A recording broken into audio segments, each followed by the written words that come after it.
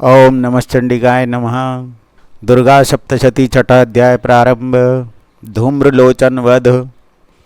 ध्यान। मैं सर्वेश्वर भैरव के अंग में निवास करने वाली परमो उत्कृष्ट पद्मावती देवी का चिंतन करता हूँ। वे नागराज के आसन पर बैठी है। नागों के फणों से सुशोभित होने वाली मणियों की विशाल माला से उनकी देहलता उद्भासित हो रही है। सूर्य के समान उनका तेज है। 3 नेत्र उनकी शोभा बढ़ा रहे हैं। वे हाथों में माला, कुंभ, कपाल और कमल लिए हुए हैं तथा उनके मस्तक में अर्धचंद्र का मुकुट शोभित है। ऋषि कहते हैं, देवी का यह कथन सुनकर दूत को बड़ा अमर्ष हुआ और उसने दैत्यराज के पास जाकर जब समाचार विस्तार पूर्वक सुनाया।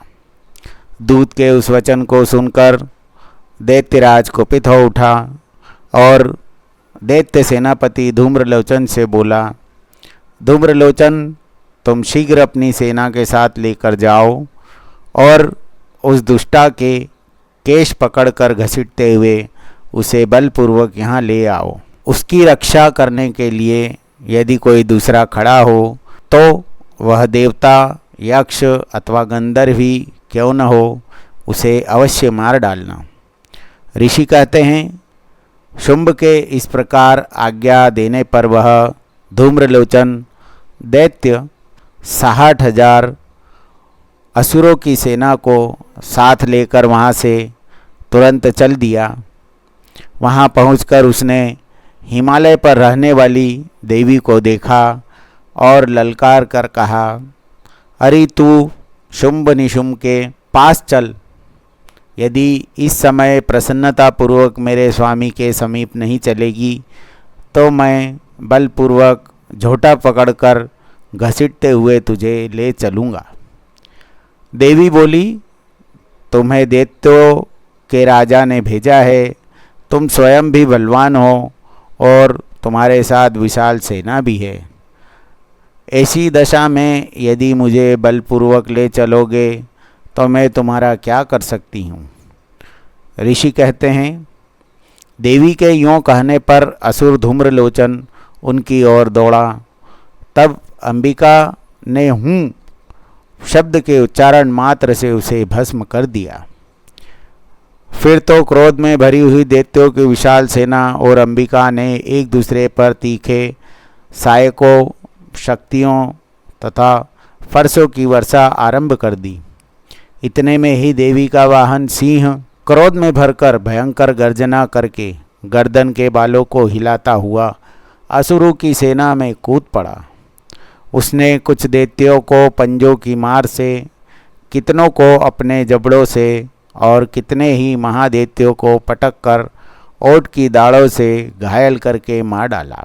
उस सिंह ने अपने नखों से कितनों के पेट फाड़ डाले और थप्पड़ मारकर कितने सर धड़ से अलग कर दिए। कितनों की भुजाएं और मस्तक काट डाले तथा अपनी गर्दन के बाल हिलाते हुए उसने दूसरे दैत्यों के पेट फाड़कर उनका रक्त चूस लिया। अत्यंत क्रोध में भरे हुए देवी के वाहन उस महाबली सिंह ने क्षण भर में ही असुरों की सारी सेना का संहार कर डाला। शुंभ ने जब सुना कि देवी ने धूम्रलोचन असुर को मार डाला तब उसके सिंह ने सारी सेना का सफाया कर डाला। तब उस दैत्यराज को बड़ा क्रोध हुआ। उसका ओठ कांपने लगा। उसने चंड और मुंड नामक 2 महादैत्यों को आज्ञा दी, हे चंड और मुंड, तुम लोग बहुत बड़ी सेना लेकर वहाँ जाओ। उस देवी के झोटे पकड़कर अथवा उसे बांधकर शीघ्र यहाँ ले आओ।